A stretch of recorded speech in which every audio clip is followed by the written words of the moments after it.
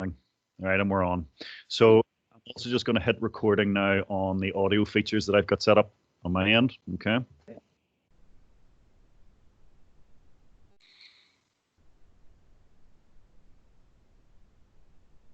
And I think we're rolling, and I really hope we get all of this, buddy.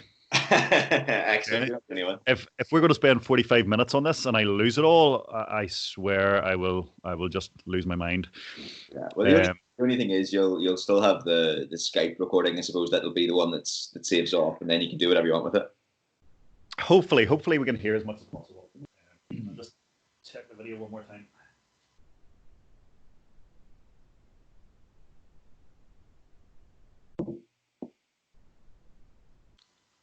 We should get something out of this. So we've got an iPhone rolling, we've got we've got an audio suite rolling, and we've got Skype. Unbelievable. Now I just hope the content is actually all right. It'll be terrible. It'll be terrible. It's horrendous. So we'll go through it briefly. I might need to do some post editing because obviously we'll probably be messing about half the time. Swearing okay or not okay? Or are we trying to limit that? Look, I curse in real life, so I try not to be too different in clinic than how I am in real life. Now, I think on Anchor I have to click whether there's explicit content or not. I could voice over some of these with a fudge or a sugar, but if it comes naturally to you, I'll let you curse. Yeah, absolutely. Right. I might let a few slip out as well. Yeah. We'll just see. I'll try my best to curb it, but just in case. Okay, all right. So thank you very much, Marc, for coming on to do what is the first recording of Healthy Happy Humans. So podcast with me, Pendulum Physio, aka Declan. So thank you very much, mate, for coming on. How are you doing today? Oh man, I'm great. I suppose in the current circumstances, I'm as good as anybody can be. But no, man, listen, thanks for having me on. It's a massive pleasure to be chatting to you as always. A little bit intimidating. This one's going to be over recording, but listen, we'll see how it goes. No, I don't think you intimidate easily, mate. So, Marc, you are physiotherapist with Munster Rugby. Tell us a little bit about how you've ended up getting there in the end.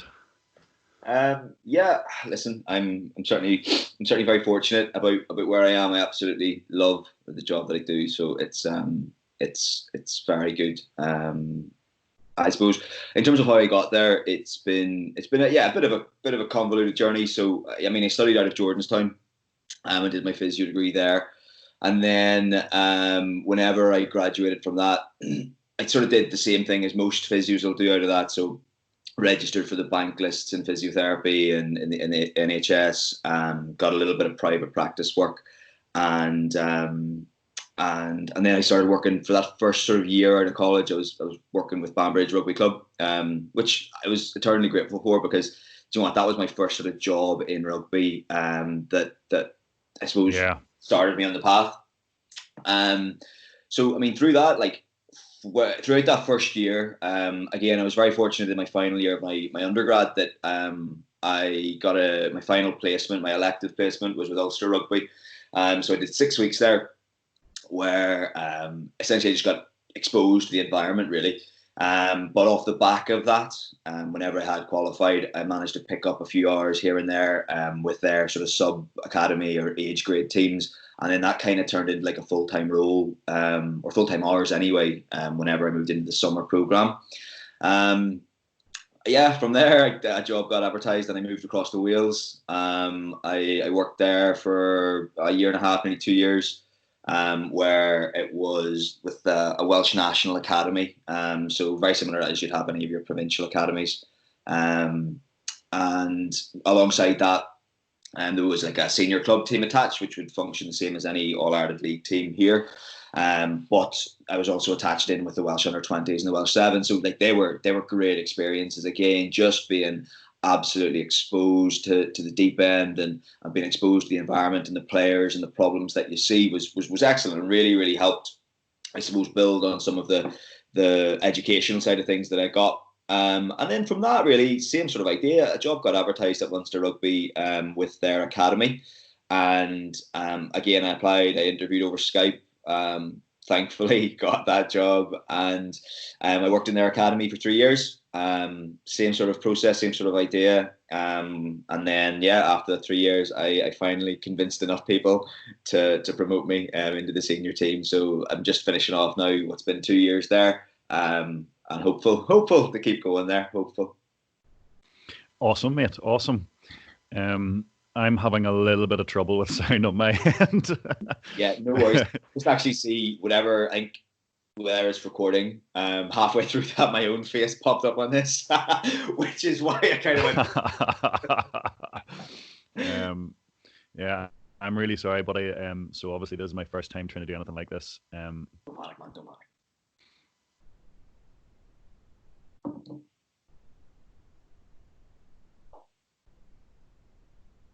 I don't think I've picked up any of that.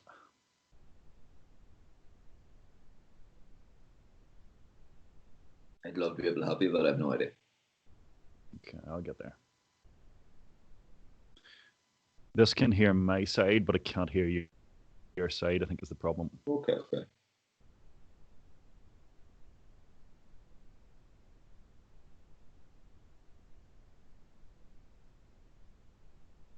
Hardware input 2.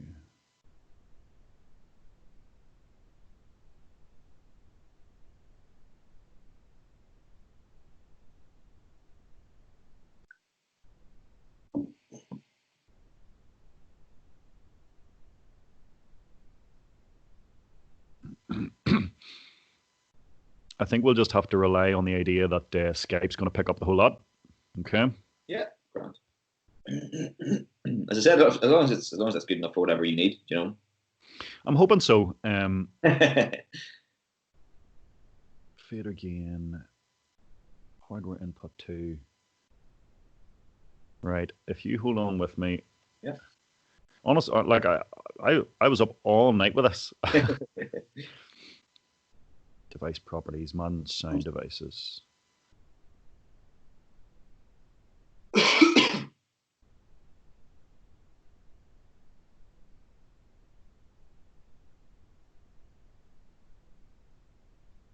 So what is it? It's just it's not being picked up by the audio equipment.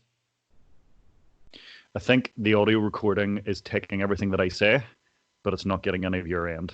Okay. Skype is recording the whole thing. Yeah. But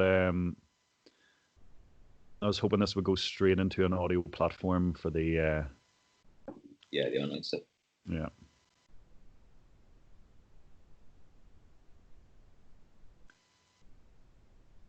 All right, so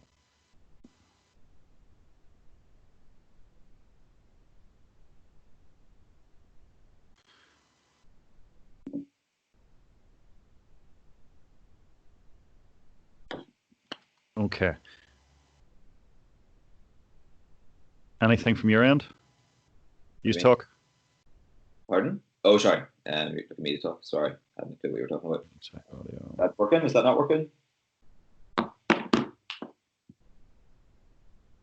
It's gonna be a lot of editing done. Don't worry. Right, what is that called? Anchor.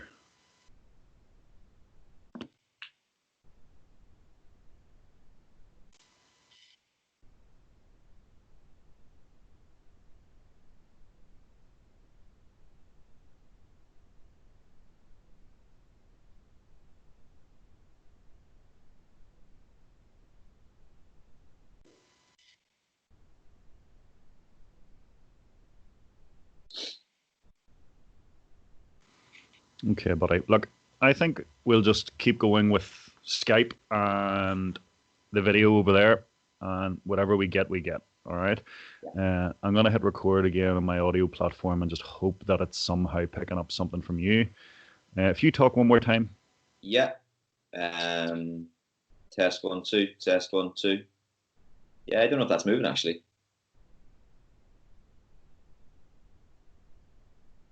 Try again. Test 1 2. Test 1 2. Excellent. Test 1 2s there. I was like, no, because I'm gonna start feeling something, but Daki's still recording this.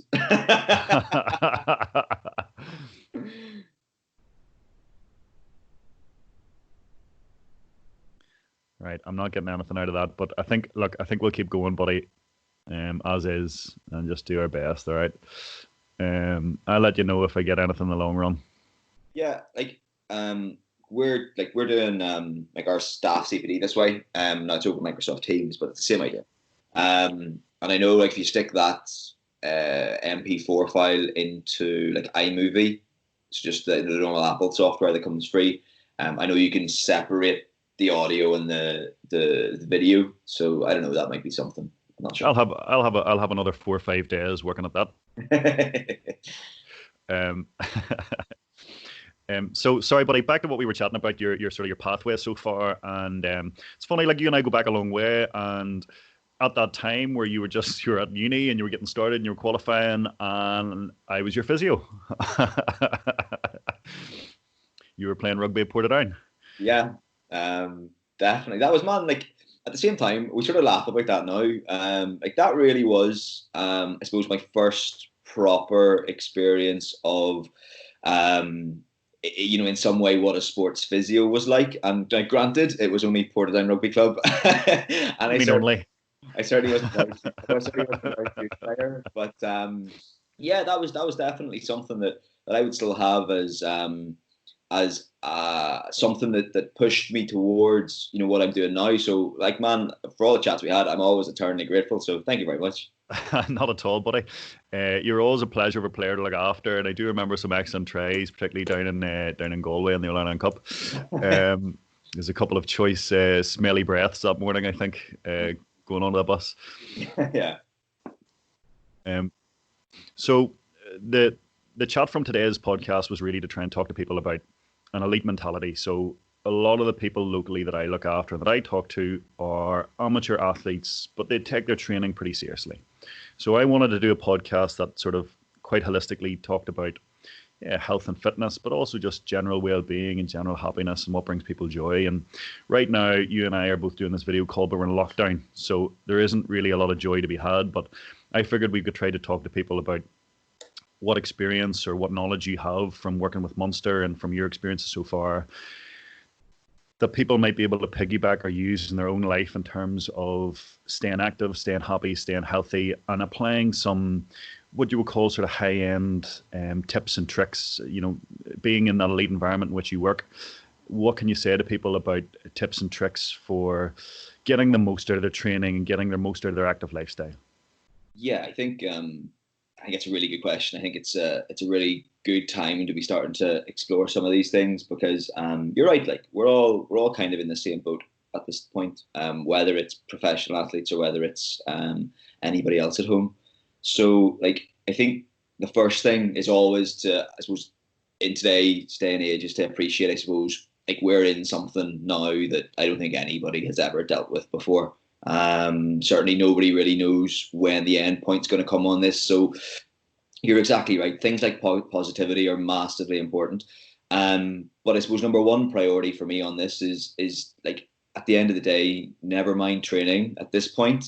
It really has to be about staying healthy, and it has to be about, I suppose, staying free from illness at this point. So, from my point, that's following all of whatever the government's guidelines are around, whether it's social distancing, whether it's, I know in the Republic of Ireland, where I'm living, obviously, we have you live local, so it's you're allowed to live and move for exercise sort of within a 2K radius of your house, and it's that sort of stuff that I think is so important.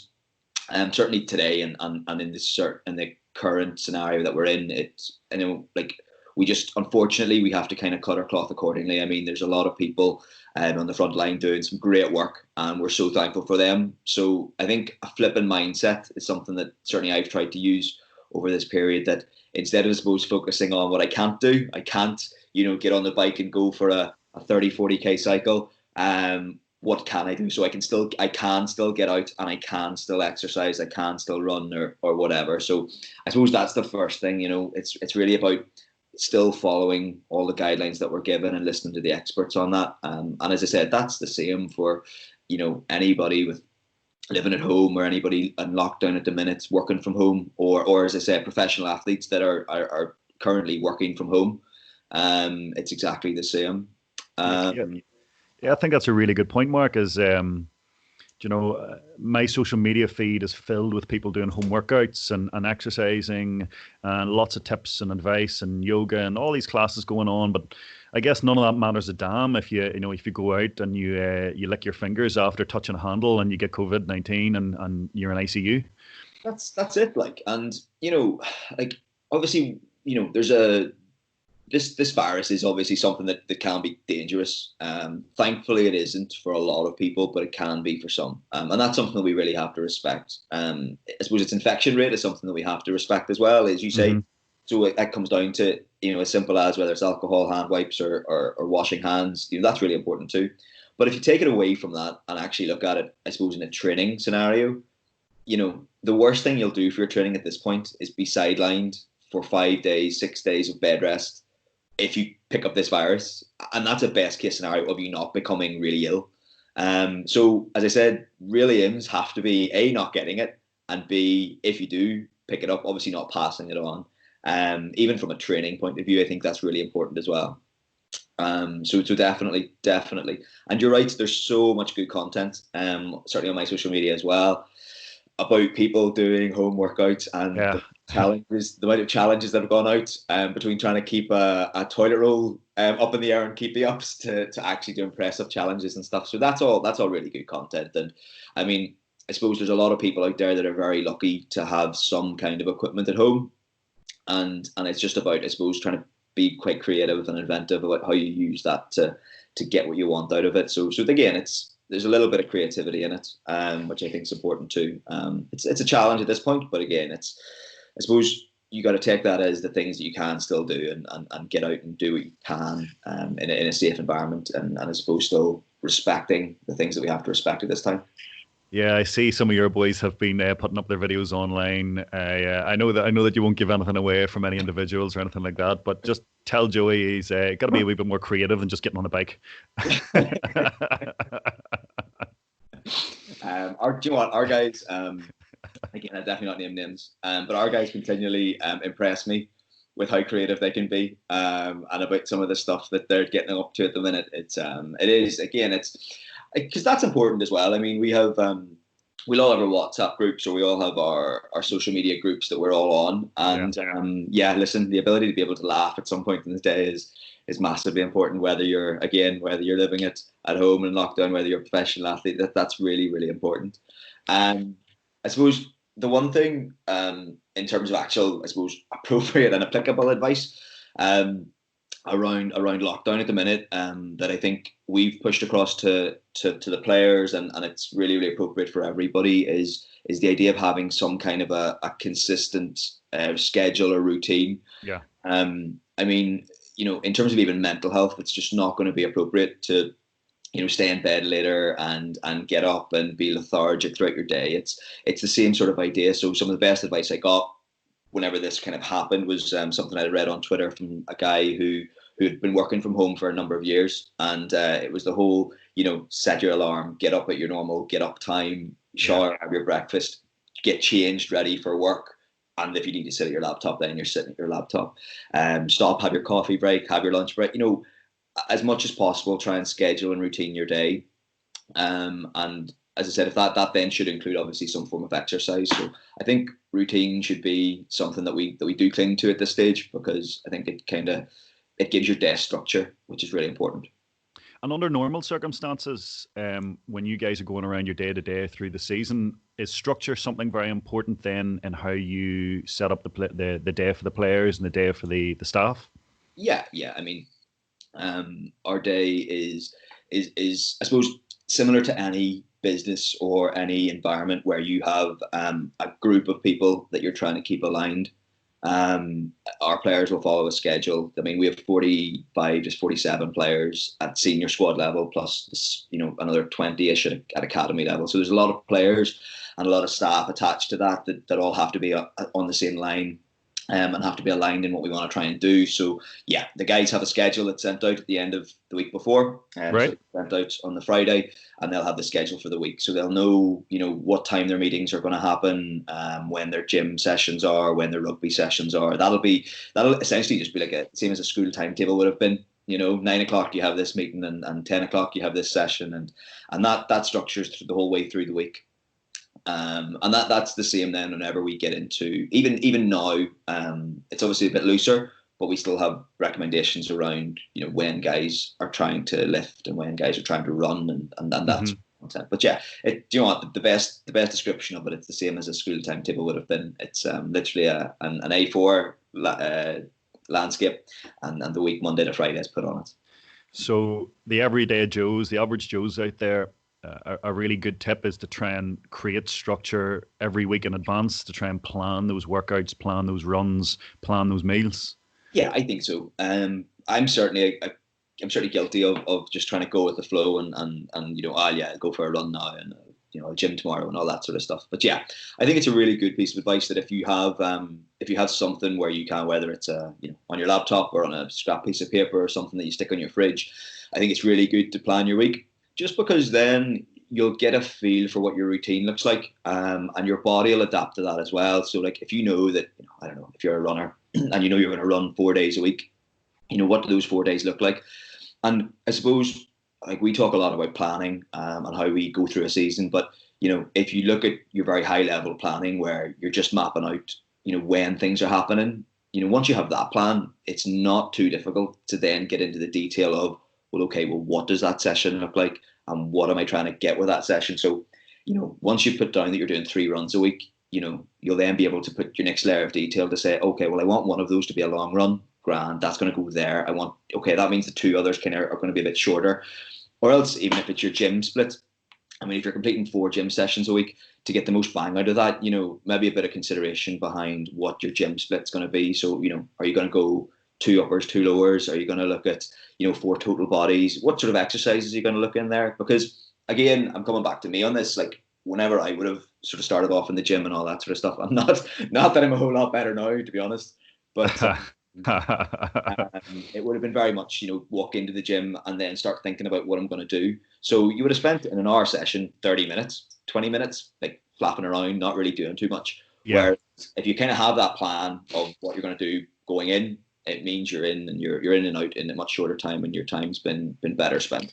I think that's really interesting, mate, because from a personal perspective, I find that with busy working hours, it suited me much better to start at a 24-hour gym. And it meant I was getting some late night sessions done, not really the early mornings, but when you go late at night and there's nobody there, and you can compress that workout into 45 or 50 minutes and get a lot done. I think a lot of average Joes struggle with that sort of that 6 p.m., 7 p.m. gym routine, commercial gym. It's just packed. And like you say, you're going in and seeing, well, what's free? What can I go on now? You know, what's available? And that maybe doesn't sync up too well with trying to reach some goals if you're sort of a high-end GA player or you're a very competitive runner. I guess you want to be a little bit more value for time on those workouts and those planned gym sessions. 100%, and that's it. It's about, like, as you say, like, you know, in our environment, you know, whereas our players are professional athletes and they spend all day training and going through content, they still don't have all day to do it, if that makes sense. So they can't spend, you know, an hour and a half in the gym because they have so much more to get into their day that just isn't possible. So it's that idea of just going in and being focused, and that can be changed over exactly to somebody who's working a full-time job and playing sport, you know, training in the evenings and playing one game on a Sunday or a Saturday, and trying to combine that with a full-time job. Because, you know, same idea. If you're finishing at 5 o'clock, 6 o'clock in your job, and yeah, you're right, you're then trying to get some kind of food in, get to a gym, finish your gym at whatever time, and then get home to spend some kind of downtime and relaxed time before you prep for work in the next morning, and the cycle starts again. It's that. And it's about trying to, I suppose, best use your time, because invariably with all of our lives that are so busy, we just have so little of it. But at the same time, it's just about, if you can have a plan at the beginning of your week to know that these are the days that I'm actually quite tight for time, that then you can be starting to implement things, even if it's something as simple as carrying, you know, your lunch with you, that you don't have to stop and pick it up, you don't have to stop and cook it, or any of that sort of stuff. It helps minimize that random stress that goes in through your week, and helps you feel a bit better prepared to, I suppose, make the most out of the sessions that you have, in a way. And you mentioned there about relaxation time and downtime. And how important is that as part of a recovery plan for managing those sort of early guys? Yeah, it's massively important. It really is. I mean, the interesting thing about recovery is that a lot of people put quite a lot of emphasis around the sort of, I suppose, passive recovery strategies. So looking at massage, or looking at, if it's your massage guns, or if it's just your foam roller and that sort of stuff. So I suppose my advice is always around recovery is that it's so individual. The things that work for me won't work for anybody else, or might not work for anybody else. Your recovery generally may be 20 minutes of yoga in the evening, and that might be something, or in the morning, and that might be something that you really enjoy doing, and you get a good benefit out of. And if that's the case, that's the thing for you. Same idea. If you feel that sitting on a roller for 20 minutes, half an hour in your evening, again, is the same thing for you. Do you know what, man? If that's spending an extra half an hour with your family and your kids and playing around and de-stressing and not worrying about everything that's happening in your day, if that's the thing for you, that's a perfectly appropriate recovery strategy. Because we know that recovery, whereas there is, I suppose, physiological things that we want to try and change, if I try and get technical, like the mental side of it just completely outweighs that. So again, in terms of bang for your buck, it's whatever you feel better after doing, chances are that has the better effect. I love that. I love that, buddy. I love that. Now, the caveat goes out that if that's a big tub of Ben and Jerry's every night, maybe not the best idea. Try to keep it within the realms of reality a little bit. A little bit. I think I would sort of preach from the same book whenever, if you're being drawn into a little bit of a comment online, if you've posted something and you've got somebody who's trying to draw you into a bit of a comment, I think it's hard in 180 characters or less to in how contextual things like physio treatments or recovery strategies or any kind of sports medicine, or even the other end of the stuff that we don't do, the psychology end of things. I think context is massively important for individuals, and that you have to play with the parameters to get it right for you, the individual.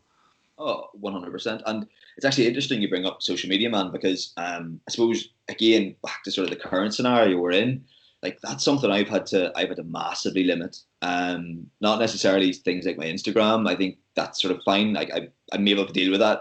But there's a lot of negativity on social media. And specifically thinking like Twitter.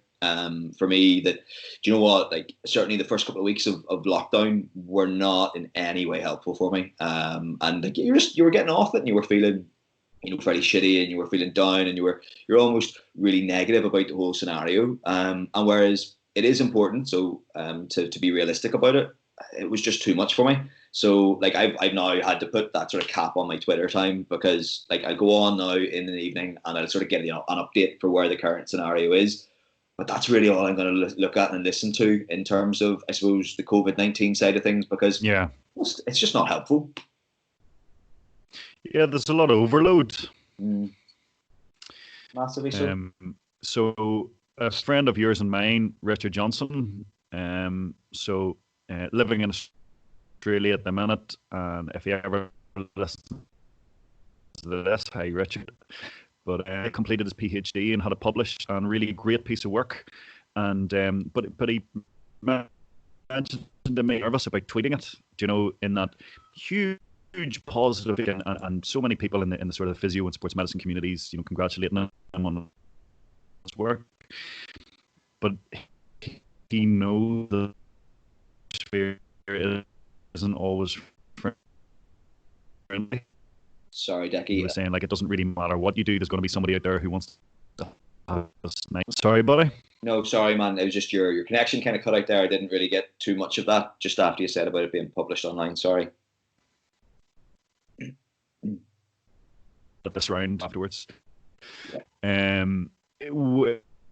When he published it online, he was nervous. What you do, you're going to get some negativity back. But thankfully, it was all positive. But the fact that he was nervous, the fact that he didn't want to do it, that we have to feel a little bit nervous about the good, high quality work out there. Sorry, again, that I lost that, just the last bit of that one. I'm really sorry. Okay. Okay, buddy. I'm going to play a little bit around with the connection here just to make sure that we can still hear each other. Just going to check. So we'll maybe just move on to the next. Yeah. Is that better? I think so. Try that question again, man. It was just literally, I just couldn't pick it up. I couldn't hear. It's essentially okay. We'll try one more time. Okay. So yeah, I was saying that it's quite a shame that anybody, a professional, should feel like they can't really engage in Twitter, or that you feel that nervousness about going engaging in Twitter, because our mutual friend Richard Johnson, great researcher, great physio, and living in Australia, but published through University of Limerick in a PhD, a really great piece of work.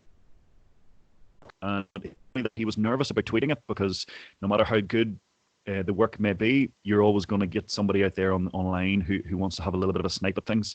I just think it's a real shame that you can't feel confident to put good work out there without that nervousness about somebody, having a bit of a go at you. Yeah, it's a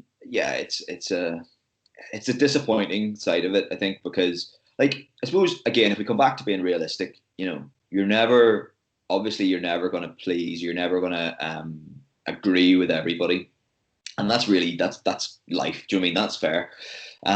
But yeah, it gets to, I suppose, people and some people's interpretation of what social media can be is that it's an avenue to have a go, or it's an avenue to, I suppose, express your views, and that's regardless of common decency sometimes. I mean, listen, I think you really do have to treat social media the same as if you were in a face-to-face conversation. If you're not going to literally say something to someone's face, that's kind of the rule of thumb that I'll go by. If I'm not happy to say I like it for it to come back and bite me at some stage, because you know what, that stuff stays online, and that stuff is something that we all have to work with and deal with. So, I definitely want to have a positive social media experience. It's not something that I want to go in and feel really bad about. And I think your point's really fair there. I mean, there's so much good content that goes up on social media. I mean, I know personally from a physio side of things, I get a lot of detail out of things that people publish and post online, and I'll follow threads, and it's really, really beneficial.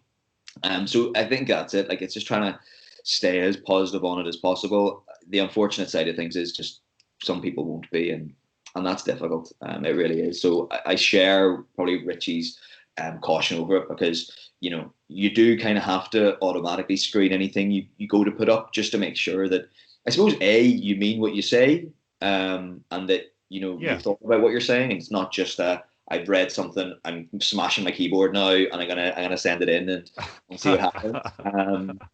So that's kind of my view on it. I'm certainly not one for calling people on social media. I think also, though, being professional doesn't mean being a completely different person, being false. I think you also have to bring a certain element of your own personality. Do you know? 100%. You can't totally bleach your online presence. And that's it. And so I suppose, like, personally for me, my Twitter would be where it'd be more my physio related stuff, if you know what I mean. It'd be more my personal stuff. It's still my account. It's nothing different to that. So, but that would be where I post that kind of content. Whereas my Instagram would just kind of be like my own personal kind of shits and giggles. It would be, whatever, that sort of side of things, my personal life. So that's kind of where I sort of draw the line. I use my Twitter for, I suppose, more physio related stuff, and then my Instagram for something slightly different. Now, I know you're getting obviously quite a good experience through I suppose social media on the business side of things, and Pendulum Physio has a really good I suppose presence on both. So I mean, you're obviously using them for business, man. How do you find that? Yeah, do you know, at the beginning, I was a complete beginner. So about 12 years ago, Twitter completely changed physio for me. So instant access to anything. So, there's links to journals, there's links to opinions. It opened up the physio to me very. I thought that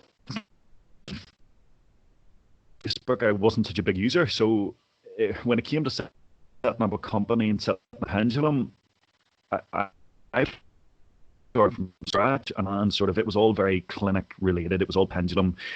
And when I started talking to people in the industry, people who knew what they were talking about, and, they were saying, look, you got to put your face in the brand. You got to put yourself into the brand. People see your symbol and your logo. People want to see who are you, what do you do, what do you stand for. So definitely, I tried to work hard on putting a lot more of myself and now the other staff who work in the business all into social media a little bit. I guess what I've been learning is that it's not advertising. It's not. It's social media, it's interaction, it's connection. It's supposed to be those little back and forths. It's not just supposed to be set out. It's actually supposed to be conversations, and it's okay to be a little bit opinion based. I do try to make everything I do evidence based, but I've been trying to put a little more favour in of me Declan, the person, just that Pendulum Physio, how I started off things. Do you know? Yeah. If that makes sense. Yeah. It does. I mean, listen, as I said, man, it's something that comes across. As I said, it's good for me. It's good content. Do you know what I mean? So, is there any problems that come along with social media when you're managing a professional squad of rugby players? Thankfully, not on my end. I'm sort of far enough down that run that it doesn't come at me. You're not involved. It's not your egg. It's fun.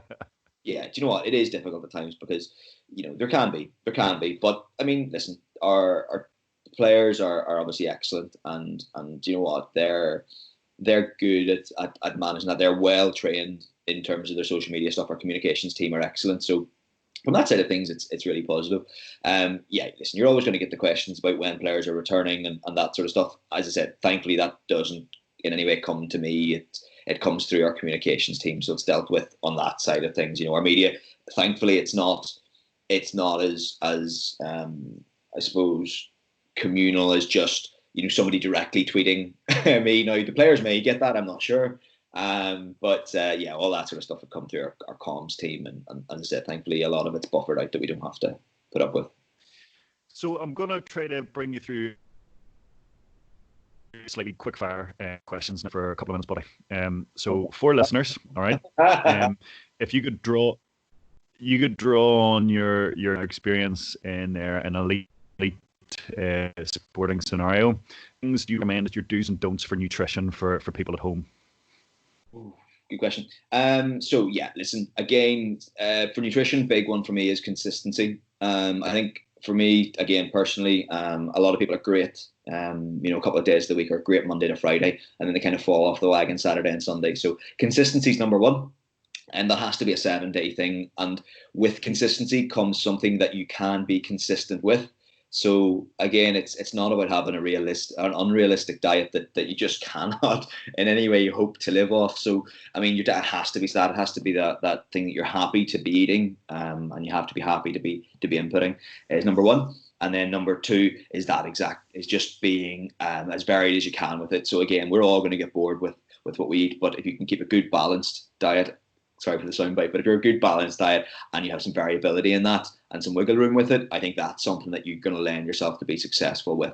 I mean, it's, as I said, it's these people that go on, crash diets that they can't sustain are the ones that are going to go up and down in weights. The people who you see have really, really good outputs and really, really good progress from their nutrition side of things are exactly those people that keep consistent and that have a really, really, as I said, workable food intake.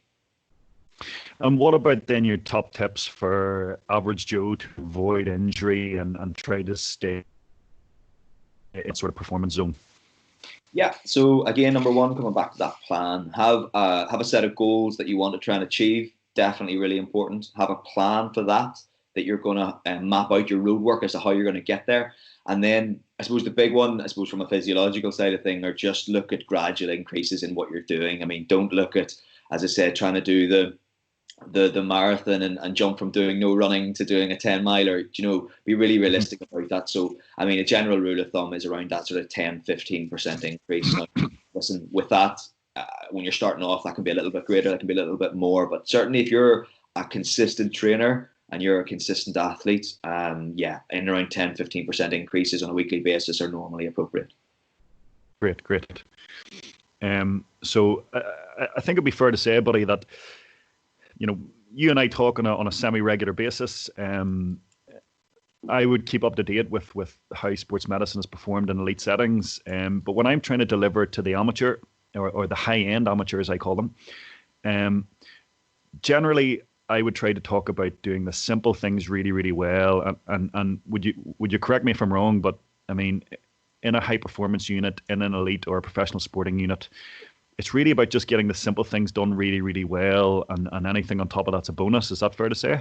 Yeah, listen, that is literally the thing that I keep coming back to. It's my motto at this stage. If you can, yeah, exactly that. If you can manage off and get those simple things done well. I mean, if you take the different aspects of training and the different aspects that you'd like to improve on, so you have your sports specific stuff. So whatever the sport is, whatever the activity is, you'll have things like your analysis of that. You'll have your strength conditioning beside it. You'll have your physiotherapy, your sports medicine side of it, and you'll have your nutrition side of it. But if you take each of those components and just do the basics really, really well, you're covering like 99% of what you need to do there. I mean, all the interesting stuff about, not interesting stuff, all the fancy stuff that you might see on your Instagrams because it's different, and it's the stuff that people put up because it's interesting. Like that's the 1%. It's certainly not the day-to-day of people just, again, coming back to, I suppose, the key things of consistency and gradual increasing. And for me, progressive overload is the principle that gets everybody. If we can stick to those, then you're going to manage most things. Yeah. And then listen, there'll always be, that's where, again, we're probably quite lucky in our end, because there'll always be the opportunity to do some weird or wonderful or fun, funky stuff. But as I said, it doesn't take away from, coming back to basic principles. And as you say, and you've said it perfectly, man, simple things done well. I think, look, myself as an example, I find it hard, like anybody else, to achieve those consistent principles. So, you get sidetracked by real life. Word is, you do regularly get sidetracked. So, I mean, you mentioned earlier on about massage guns, and I'm not a fan. But I figured I did a video online slating them this hour, and I thought, you know what, I bought one online just to give it a bit of a go, just to see. And funny enough, these things cost like £800-900 some places, but they sell the exact same piece of unit for £40 on Amazon. So I tried it out, and it was like, oh, this is kind of nice. And I was like, have I missed a trick here? Or are these at all? And it's that moment of temptation to think that instead of actually having to get your 8 hours sleep and eat well regularly and get consistent, training, and then play sport, and train, instead of doing all those things well, can I just throw some money at it and get a quick fix? And even me had that little moment of temptation, where you fool yourself for a second to think, oh, maybe these are good, and they never are. Yeah, for me, like things like I said, like massage guns and soft tissue treatment and that sort of stuff. And I know we were speaking about this offline a bit, but yeah, it comes back to what does it do, and I suppose physiologically, it won't make any long-term change to any of your muscle tissue, and that's the thing that comes back to it. Will it make you feel a bit better? Probably. If you use it well, it will. Same as a massage from any of us. You'll probably feel slightly relaxed after it. And if that's your goal, and if that's all your goal is, that's perfectly appropriate in my eyes. And that's where we might differ, Decky. Yeah. But again, in terms of the actual your hamstring, definitely not. Do you know what I mean? Yeah, I think no, I don't think I disagree with you at all. I think if you want to buy one cheap and use it for the crack, absolutely knock yourself out. Don't spend £800 on it. Don't expect it to cure an unstable knee or an unstable ankle, or like you say, a hamstring. So no, I reckon we're probably on the same page on that. Great. fair and balanced opinion. Yeah, and that's it. Like when you come back to simple things done well, it's like you're probably the same, but I'll get messages throughout the week from friends who sometimes only contact me actually when they have a physio-related problem. But that's but no, I'll get a question, and it'll be tweaked my hamstring or rolled my ankle on a pitch or whatever that's nice. What should I do? And my answer to that's exactly the same as it would be if I was managing any of our lads in work. Like, it's exactly the same, and it keeps coming back to the same stuff that you would do at the back of a first aid pack. Like, the reason it's there is because it's the stuff that works. So it's literally, if someone comes in with a hamstring or an ankle or whatever, for me, if it's painful, they'll ice because it'll reduce some level of pain. If it's not painful, they don't need ice. And primarily speaking, all we're going to look at is compression and elevation. And that's the same advice. Like, that's bog standard. If you think you're any of your anagrams or anything, that is the bog standard of what you're going to try and do. And it's the advice I give out to anybody. But that just reinforces, as I said, simple things done well. It's the same thing that we do. It should be the same thing that everybody does. Well, I love that, buddy, because that's exactly what I'm trying to get out there is, instead of going to the weird and wonderful and the crazy, is just do it simple, do it well, just like people do in the elite scenario, the professional scenario. That's it. I mean, yeah, if you look at, I'd say if you take the majority of our injuries, they're the most important thing we'll do around time loss and about improving recovery from injury is manage it effectively when it happens. So player comes off the pitch normally, and they'll be looked after to the stage of where, they'll generally be compressed and elevated or maybe iced. And then it's after that their entire rehab looks on exactly the same principles. It looks at what are they doing in their gym, how are they getting stronger. It's not like, as much as I'd love to pat myself on the back, it's not my massage that makes them better. It's through the continual stress of their exercise program, their gym work, progressing their content, starting them off gentle when they run. And then progressing that up to something that looks a bit more like rugby. And that's a really condensed view, but it's essentially what we do, Before we start to finish up today, mate, you touched on something there that I just want to maybe speak about for a couple of minutes, and that's time loss. And that's something that I do try to get across to coaches and managers of groups of players or squads of players. I do think that in the professional or the elite scenario that people have all a really good handle on it, but I do think that in the amateur, even what I call the elite amateurs, people who are unpaid but they train at a very high level, they're exceptionally high level athletes but maybe aren't professional athletes. But I still think there is a little bit of a missing puzzle piece there with that concept of group time loss and what is your overall success. I still deal with a lot of coaches and managers who want their player back today, yesterday, tomorrow, and that investment in time of that extra little bit of rehabilitation to make sure that there aren't relapses and those kind of things. Could you speak for a couple of minutes just on sort of your knowledge about group time loss? Yeah, I mean, time loss is, you're right. Time loss is the number one thing, I suppose, especially on our end in terms of injury. It's the first thing people ask, how long is he going to be out for? And that's natural. People want to know when guys are back. So that's really natural. Yeah. And players want that too. Players exactly want to know, when am I likely to come back after this?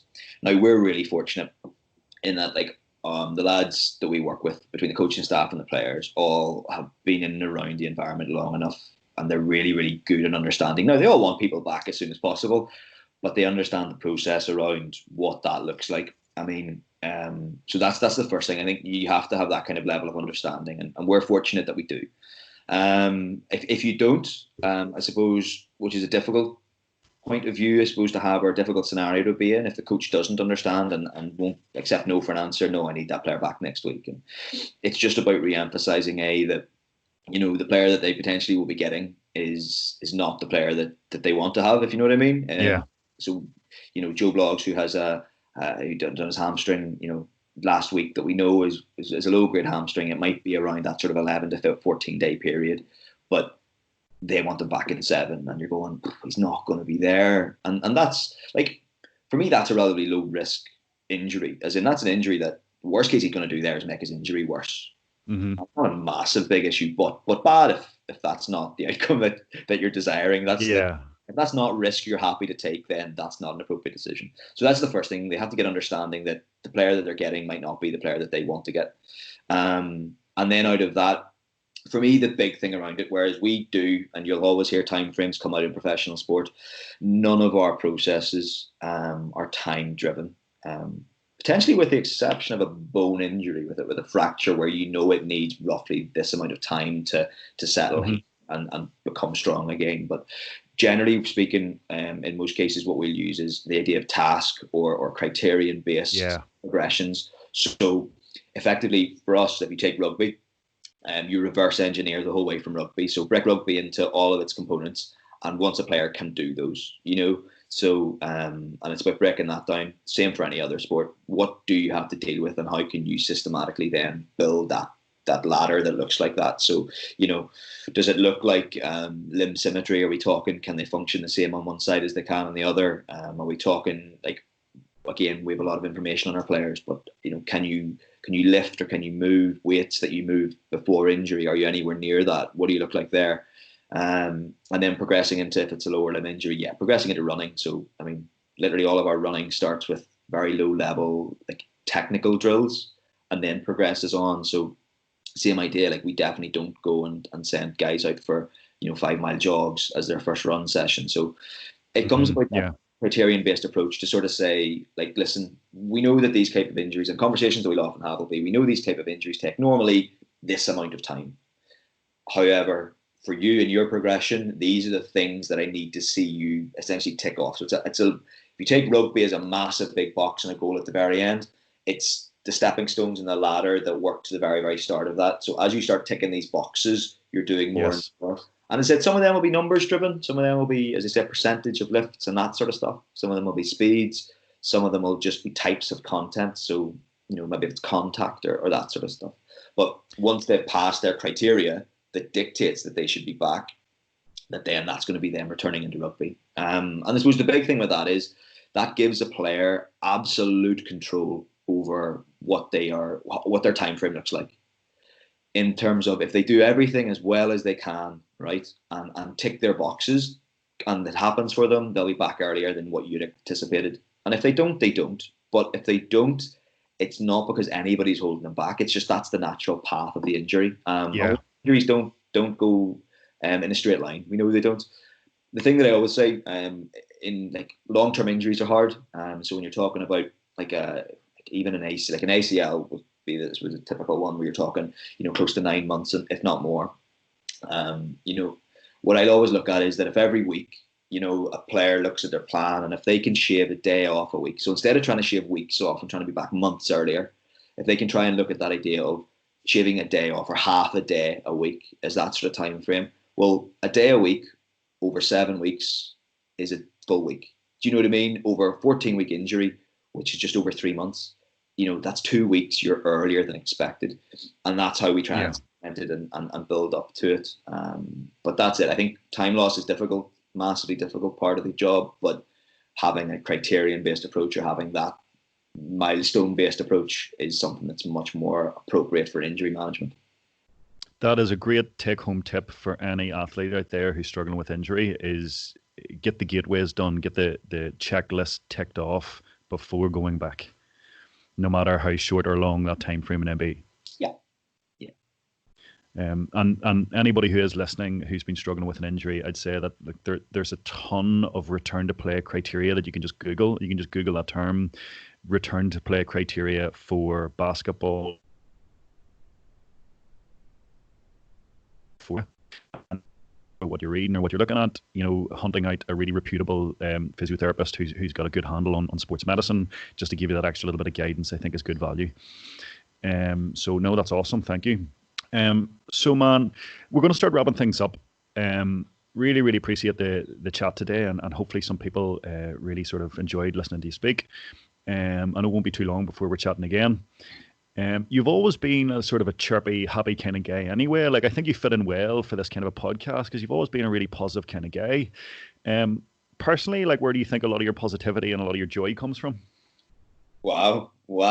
An in-depth, a deep dive into my psyche. In one word or less. Yeah. Man, I don't know. I really don't. Listen, I've never been been shy about the fact that like I've had a really, really sound upbringing. Do you know what I mean? I was really fortunate, really, really fortunate, and I had a really, really supportive family. So, like that's something that I'm always thankful for. Does it make me who I am? Definitely. I mean, listen, I grew up with as the youngest of four, so I've had to fight for everything, and that's kind of been how I attack it. But like, listen, I'm really simple. Listen, if you tee up some nice coffee, wine, or whiskey, that tends to be the way into me. Yeah, I mean, that's it. Nice phrase there. That's it. That tends to be the way to be the way into me. Yeah, that tends to be the way to get me to do something. But no, like listen, I take pride in the work that I do. I really do try and do the best job that I can to help people, and that's probably where I think our jobs are so good, because like that's essentially all you're doing. You know, as frustrated as we get and as pressured and stressed as we get, like at the very crux of the matter, all you're trying to do is help people. Which is a great feeling, man, isn't it? It's unbelievable. So, like, generally speaking, now, seeing somebody, so in my realm, seeing somebody get back on the pitch, training or game pitch and performing, you know, first game back, excellent feeling. Yeah. Always an excellent feeling after it. Never a nice feeling when it's happening. No. I would safely say that I don't enjoy most of our games. But you know, like when you've had a guy that you've taken through a difficult or prolonged injury spell that's been tough on him, and I know that at the top level it can be psychologically very tough on these guys, because it isn't just their injury and it isn't just their sport. Their sport also happens to be their career and their income and their entire social scene. So a really huge section of these guys, their life pay is taken away from them when they're out injured. So I know that when those guys go back to the pitch and they perform really, really well, they're looking the physio in the eye and they're looking the doctors in the eye, and there's probably a big hug coming your way at the end of that first game. Yeah, do you know what? It is that, like it completely is. And I mean, the only thing that I'll, you know, counter that with a little bit is that, do you know what? There's such a big team behind players at our level. You know, there really is. Yeah. And at any level, do you know, you're exactly right in what you say. And you know, players are unbelievable. Like at the end of the day, the player is the person that's done all of that hard work. So the person that needs the most congratulations at the end of that is obviously the player. Obviously, but they're really, really good. They're always really keen to, as you say, be name checking or be, you know, big hug to the physios, the S&Cs, the nutritionists, the coaching staff. Like it's such a team effort in that. It really is to return somebody. And it is something that's excellent. Actually, there's a clip on YouTube that we have, not to plug it completely, but that Jack O'Donoghue goes through a long-term injury. So if you search Munster Rugby, it's like a 20-minute like mini documentary.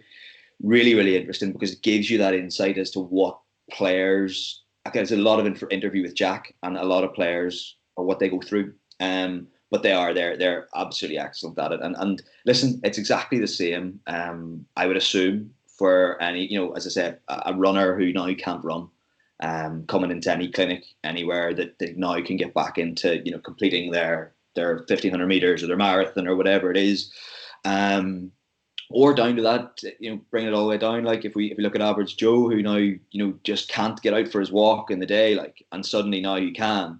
Like that's a massive thing that people and I suppose physios are helping people with. So listen, man, to be honest, like how's it not easy to be delighted and happy whenever that sort of stuff happens, you know? It is a great job when it's going well, isn't it? Big star. I'm not going to keep you any longer, buddy. So we're going to wrap up. Thank you so much. So I'm going to ask you three just totally off the wall questions. So I'm going to ask everybody the same three stupid, silly, ridiculous questions. All right. But can you please tell everybody what your favorite movie is? The Notebook. It's The Notebook. Favorite movie? Godfather 2. Oh, okay. All right. Have you Googled that as like top movies ever? No, but it has to be up there. It has to be up there. Who would be your ultimate dinner guest? Oh, that's a great question. You have to edit out some of the thinking time on this. Biggest dinner guest. Do you know what? Someone like, maybe not him exactly, but somebody like a Roger Federer. Roger Federer. We've been doing those table quizzes over these, but Roger Federer spent something like 240 weeks at number one in tennis. Like that's wow. So that's whatever, nearly 5 years as number one. That's definitely somebody you want to talk to. That's a great answer, but I love that. And finally, what is your next adventure going to be? Goodness knows. Hopefully, whenever I can leave the 2 kilometer radius of my house, it's going to be a 5K run. Yeah, exactly. Travel a little bit more. So I'm very lucky that I get to do quite a lot of that with work. But yeah, I wanna go and see a couple of the Southern Hemisphere sort of rugby facilities and see what they're doing. Even look at some like Aussie rules facilities and stuff. So I want to go and do that. So Australia maybe is on the list, but again, that'll only be whenever everything opens back up again. Well, here's hoping that all goes well, buddy. So thank you so much. It's been a great opportunity during an entire society lockdown to actually give me a kick up the ass to finally get you on audio and video. I'm hoping that I've been able to record as much of this as possible. And yeah, and your beard's looking shocking well, man. I'm really impressed. Look good. Do you know, man? It's again. Let's focus on the positives of lockdown. It's focus on what I can do, so I can grow a beard at this time, and I don't have to. The only question would be is that the hair might go at some stage. I might have to shave the head, but that's something that we look forward to. You'd also have to make the transition from being a number 9 to being a second row with the shaved head and the beard. The height would be a massive disadvantage there now. Jackie, listen, so look, buddy, I'm going to. Oh yeah, thank you so much, man, for having me on. It's been an absolute pleasure. Anybody that does know me will know that I don't tend to shy away from talking too much. So it's always nice to talk about the stuff that I find interests me, and listen, if it can have some kind of benefit with somebody out there, hopefully that's the case. That's awesome, buddy. Thank you so much. All right, talk soon. Bye bye. Cheers, bud.